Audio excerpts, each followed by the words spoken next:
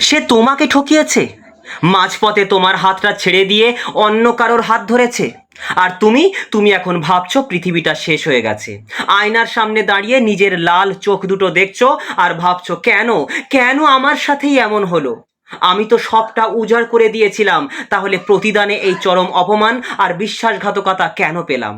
শোনো বন্ধু, এই ভিডিওটা তোমার চোখের জল মোছানোর জন্য নয়, বরং তোমার ভেতরের সেই আগুনটা জ্বালিয়ে দেওয়ার জন্য, যেটা তোমাকে নতুন করে বাঁচতে শেখাবে। আজ আমি তোমাকে এমন কিছু কঠিন সত্য বলবো যা শুনলে হয়তো তোমার বুকটা কেঁপে উঠবে, কিন্তু কিন্তু এই কথাগুলোই তোমাকে অন্ধকার থেকে টেনে বের করে আনবে। আজ আমরা কাটাছেঁড়া করব সেই মানুষের মনস্তত্ত্ব নিয়ে যারা ঠকায়, কেন তারা এটা করে, আর কেন তুমি এই যন্ত্রণার জালে ফেসে আছো। বিশ্বাস করো বন্ধু, এই ভিডিওটা শেষে তুমি আর সেই পুরনো ভেঙে পড়া মানুষটা থাকবে না। আজ চাণক্য থেকে শুরু করে ওশো আর জেগ্রাইন এফেক্ট থেকে স্টোয়িক দর্শনের আলোয় আমরা দেখব কিভাবে পরিস্থিতি পাল্টাতে হয়। তুমি যদি জানতে চাও তাকে কিভাবে পস্তাতে হবে, তবে আগে তোমাকে বুঝতে হবে তুমি কোথায় দাঁড়িয়ে আছো। এই ভিডিওটা শেষ পর্যন্ত দেখো, কারণ প্রতিটি কথা তোমার জীবনের মোড় ঘুরিয়ে দিতে পারে।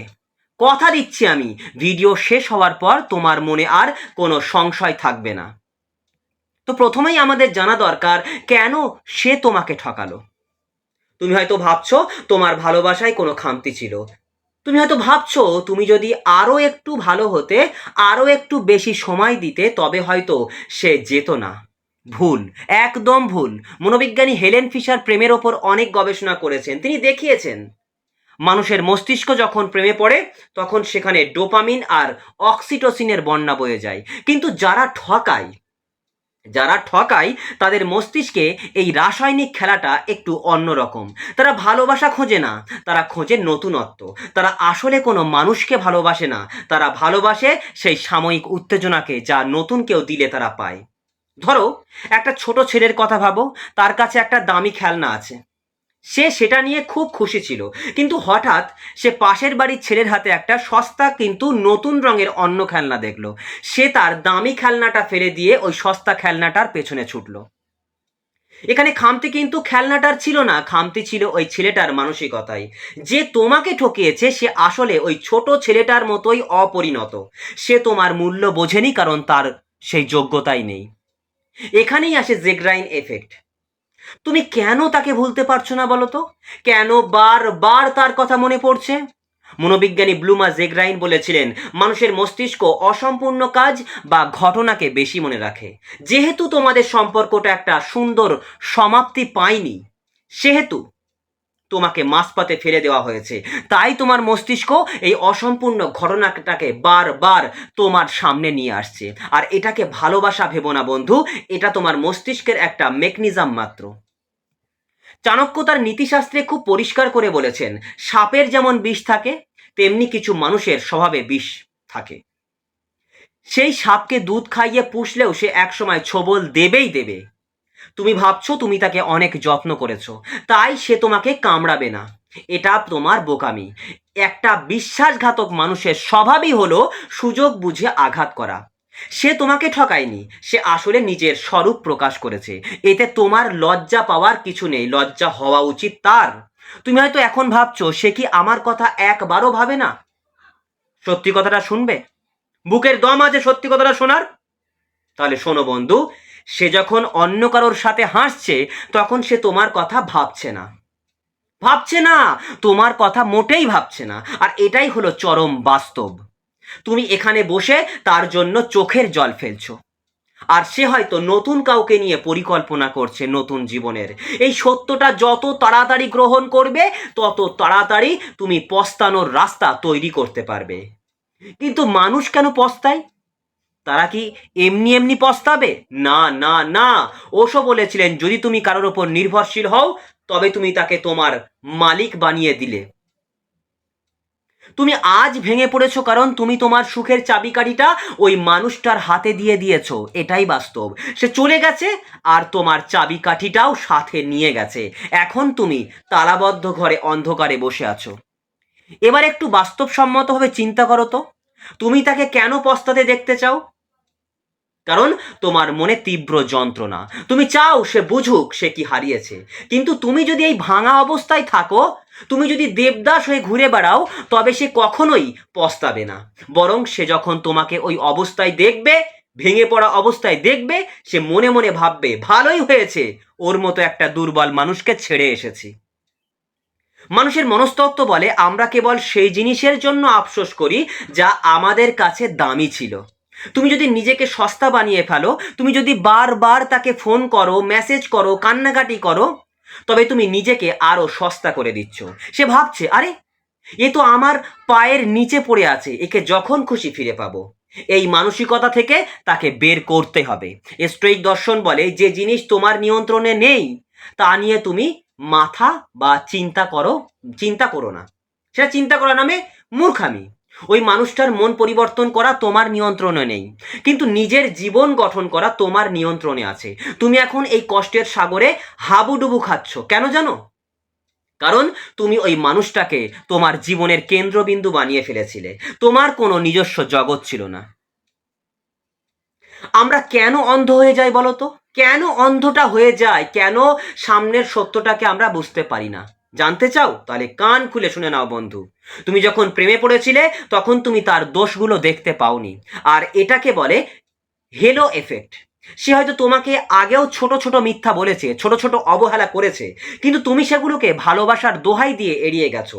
আজ যখন বড় ধাক্কাটা খেয়েছো, তখন তোমার মনে হচ্ছে পৃথিবীটা হঠাৎ বদলে গেছে। না না না, পৃথিবী বদলায়নি, তোমার উপর থেকে মোহের পর্দাটা সরে গেছে। তুমি হয়তো ভাবছো সে সে তো আমায় কত প্রতিশ্রুতি দিয়েছিল। শোনো বন্ধু, কথার কোনো দাম নেই যদি না তা কাজে তার প্রমাণ পাওয়া যায়। কি বললাম? কথার কোনো দাম নেই যদি না কাজে তার প্রমাণ পাওয়া যায়। যে তোমাকে ঠকিয়েছে তার কাছে প্রতিশ্রুতি ছিল স্রেফ একটা অস্ত্র তোমাকে বশ করে রাখার জন্য। ধরো তুমি একটা সুন্দর বাগান করেছো, সেখানে অনেক ফুল ফুটেছে। হঠাৎ একদিন একটা গরু এসে সব বাগান তছনছ করে দিল। এখন তুমি কি ওই গরুর সামনে গিয়ে কাঁদবে, নাকি বাগানটাকে আবার বেড়া দিয়ে ঘিরবে যাতে ভবিষ্যতে আর কোনো পশু ঢুকতে না পারে? কি করবে? তো যে তোমাকে ঠকিয়েছে সে ওই পশুর মতোই। সে তোমার মনের বাগানে ঢুকে সব নষ্ট করে দিয়েছে, কারণ তোমার সেখানে কোনো সুরক্ষা বা বাউন্ডারি ছিল না। এখন সমস্যাটা কোথায় জানো? তুমি নিজেকে দোষ দিচ্ছ। তুমি ভাবছো তোমার হয়তো কোনো খামতি ছিল। মানুষের মনস্তত্ত্ব অনুযায়ী যখন আমরা প্রত্যাখ্যাত হই, তখন আমাদের আত্মসম্মান, সেলফ এস্টিম একেবারে মাটিতে মিশে যায়। আমরা তখন নিজেদের বিচার করি ওই মানুষের দৃষ্টিভঙ্গি দিয়ে। কার দৃষ্টিভঙ্গি দিয়ে? ওই মানুষটার দৃষ্টিভঙ্গি দিয়ে যে আমাদেরকে ত্যাগ করেছে। আর এটা একটা মানসিক ফাঁদ। মনে রেখো বন্ধু, হীরা যখন কয়লার খনিতে থাকে তখন তার কোনো দাম থাকে না, কোনো দাম থাকে না। জহুরি তাকে খুঁজে বের করে পালিশ করার পর তার আসল রূপ খোলে। ওই মানুষটা জহুরি ছিল না, সে ছিল স্রেফ একটা টুকরো কয়লা খোঁজা সাধারণ মানুষ। সে হিরে চেনার যোগ্যতাই রাখতো না। তো এখন আসা যাক, ঠিক কি করলে ওই মানুষটা পস্তাতে বাধ্য হবে, তাই না? এই প্রশ্নটা তোমার মধ্যে যাচ্ছে। ঠিক কি করলে ওই মানুষটা পস্তাতে বাধ্য হবে? আমি তোমাকে কোনো জাদু মন্ত্র দেব না, আমি তোমাকে দেব এমন কিছু সাইকোলজিক্যাল এবং বাস্তবসম্মত উপায় যা কাজ করবেই করবে। রিভার্স সাইকোলজি কিভাবে ব্যবহার করতে হয়, কিভাবে নিজের ব্যক্তিত্বকে এমন জায়গায় নিয়ে যেতে হয় যেখান থেকে ওই মানুষটা কেবল দূর থেকে তোমার উজ্জ্বলতা দেখবে কিন্তু ছোঁয়ার ক্ষমতা পাবে না, সেই নিয়ে হবে আমাদের আলোচনা। তুমি কি তৈরি সেই মানুষটাকে তার কৃতকর্মের ফল দেখাতে? তুমি কি তৈরি নিজেকে এমনভাবে গড়ে তুলতে যেন সে পুরো দুনিয়া তোমাকে স্যালুট করে? যদি তৈরি থাকো বন্ধু, তাহলে আমার এই কথাগুলো মন প্রাণ দিয়ে শুনে নাও, কলিজার ভেতরে গেঁথে নাও। তুমি তৈরি তো বন্ধু? এখন আমরা কথা বলবো সেই সমাধান নিয়ে যা তোমার জীবনকে বদলে দেবে। তুমি জানতে চেয়েছিলে তাকে কিভাবে পস্তাতে হবে। তোমার মনে প্রশ্ন ঘুরছে বারবার, কেননা থামলেনে সেটাই লেখা আছে। তাকে পস্তাতে হবে তোমার যন্ত্রণাই নয়, তাকে পস্তাতে হবে তোমার সাফল্যে। তাকে পস্তাতে হবে এটা দেখে যে সে যাকে ছেড়ে গিয়েছে সে আজ এক অনন্য উচ্চতায় পৌঁছে গেছে। মনে রাখবে, প্রতিশোধ মানেই গালিগালাজ বা মারামারি নয়। আসল প্রতিশোধ হলো নিজেকে এতটাই উন্নত করা যে একসময় সেই মানুষটা তোমার সাথে কথা বলার জন্য লাইন দেবে, কিন্তু কিন্তু তুমি তখন তার দিকে ফিরেও তাকাবে না। সবচেয়ে বড় ভুলটা যেটা আমরা করি তা হলো ঠকানোর পর সেই মানুষের পেছনে ছোটা, তাই না? তুমি জানছো সে তোমাকে ঠকাচ্ছে, তোমাকে ঠকিয়েছে, তোমাকে আঘাত করেছে, তারপরেও কিন্তু তুমি এখনো তার পেছনে ছুটছো। আমরা কি করি? ফোন করি, মেসেজ করি, কান্নাকাটি করি। এতে কি হয় জানো? সে আরো বেশি অহংকারী হয়ে ওঠে। সে ভাবে আমি ওকে যত বড় আঘাতই দিই না কেন, ও তো আমারই থাকবে। আর এখানেই তোমাকে ব্যবহার করতে হবে রিভার্স সাইকোলজি। আজ থেকে তার জন্য সব দরজা বন্ধ, কোনো মেসেজ নয়, কোনো ফোন নয়, এমনকি তার কোনো সোশ্যাল মিডিয়া প্রোফাইল চেক করা বন্ধ। আর একেই বলা হয় নো কন্ট্যাক্ট রুল। মনস্তত্ত্ব বলে যখন তুমি হঠাৎ করে কারো জীবন থেকে উধাও হয়ে যাও, তখন তার মস্তিষ্কে এক ধরনের শূন্যতা তৈরি হয়। সে ভাবতে শুরু করে, আরে আরে ও তো আমার জন্য পাগল ছিল, হঠাৎ কি হলো? ও কি অন্য কাউকে পেয়ে গেল নাকি? নাকি ও আমাকে আর পাত্তাই দিচ্ছে না? এই যে না জানার যন্ত্রণা, এটা তাকে ভেতরে ভেতরে কুরে কুরে খাবে। তোমার নিস্তব্ধতা, তোমার নীরবতা হবে তার জন্য সবচেয়ে বড় চড়। জেগ্রাইন ইফেক্ট কি তোমাকে একটু আগেই বলেছিলাম। তো এবার শোনো এটাকে কিভাবে উল্টো দিকে ঘোরাবে। সে যখন তোমাকে মাঝপথে ছেড়ে গেছে, সে ভেবেছে সে এই গল্পের সমাপ্তি টেনে দিয়েছে, কিন্তু তুমি যদি নিজেকে পুরোপুরি বদলে ফেলো, একটা নতুন ভার্সন হিসেবে তার সামনে আসো, সরাসরি দেখা করে নয়, বরং তোমার কাজের মাধ্যমে, তখন তার মস্তিষ্ক একটা নতুন লুপ তৈরি হবে। সে ভাববে আমি তো এই মানুষটাকে চিনতাম না, আমি যাকে ছেড়েছি সে তো এমন ছিল না। এই অসম্পূর্ণতা তাকে তোমার কথা ভাবতে বাধ্য করবেই করবে। সে পস্তাবে, কারণ সে বুঝবে সে একটা সাধারণ পাথর মনে করে একটা হিরেকে ছুঁড়ে ফেলে দিয়েছে। আচার্য চাণক্য বলেছিলেন, শত্রুর প্রতি সবচেয়ে বড় শাস্তি হলো তাকে ঘৃণা না করে তাকে ভুলে যাওয়া এবং নিজের উন্নতি করা। কি বললাম বুঝতে পেরেছো? তুমি যদি তাকে ঘৃণা করো, তবে তুমি এখনো তার কথা ভাবছো, অর্থাৎ সে এখনো তোমার মনের ওপর রাজত্ব করছে। সে তোমাকে ঠকিয়েছে কারণ সে তোমাকে দুর্বল ভেবেছিল। চাণক্য বলতেন, যে তোমাকে অসম্মান করেছে তাকে তোমার সাফল্যের আওয়াজ দিয়ে জবাব দাও। সাফল্যের আওয়াজ দিয়ে জবাব দাও। আজ থেকে তোমার প্রতিটি দিন হবে নিজেকে গড়ার লড়াই। তোমার শরীর, তোমার ক্যারিয়ার, তোমার জ্ঞান, সব কিছুকে এমন উচ্চতায় নিয়ে যাও যেন মানুষ তোমাকে দেখে অনুপ্রাণিত হয়। যখন সে দেখবে তুমি তাকে ছাড়াই শুধু ভালো নেই, বরং আগের চেয়ে হাজার গুণ বেশি উজ্জ্বল হয়ে উঠেছ, তখন তার বুক ফেটে কান্না আসবেই আসবে। ওই দিনটাই হবে তোমার আসল জয়। ওশো বলতেন, ভালোবাসার মানে কাউকে বেঁধে রাখা নয়, ভালোবাসা মানে নিজেকে মুক্ত করা। তুমি আজ কাঁদছো কারণ তুমি ওই মানুষটাকে তোমার জীবনের খুশির উৎস বানিয়েছিলে। ওশো শিখিয়েছেন যে শান্তি তোমার ভেতরেই আছে। যে মানুষটা তোমাকে ঠকিয়েছে সে আসলে তোমাকে একটা বড় শিক্ষা দিয়ে গেছে। সে তোমাকে শিখিয়ে গেছে যে কাউকেই অন্ধভাবে বিশ্বাস করতে নেই। সে তোমাকে তোমার নিজের শক্তির সাথে পরিচয় করিয়ে দিয়েছে। আজ থেকে তুমি আর কারো করুণার পাত্র নও, তুমি নিজের জীবনের রাজা কিংবা রানী।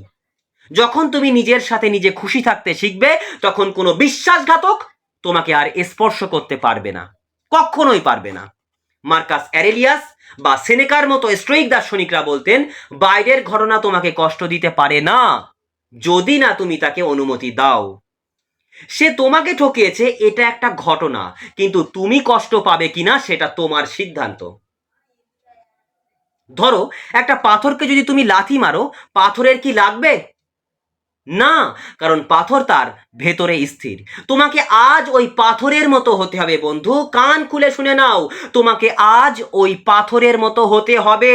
তার দেওয়া আঘাতকে তোমার শক্তির জ্বালানি হিসেবে ব্যবহার করো। তোমার ভেতরে যে রাগটা আছে সেটাকে ভাঙচুর করে নষ্ট করো না, ওই রাগটাকে ব্যবহার করো তোমার ক্যারিয়ার গড়তে, জিমে গিয়ে নিজের শরীর ঠিক করতে, নতুন কিছু শিখতে। ওই আগুনটাকে কাজে লাগাও। মনোবিজ্ঞানী হেলেন ফিশার দেখিয়েছেন যে ব্রেকআপের যন্ত্রণা অনেকটা ড্রাগের নেশা ছাড়ার মতো।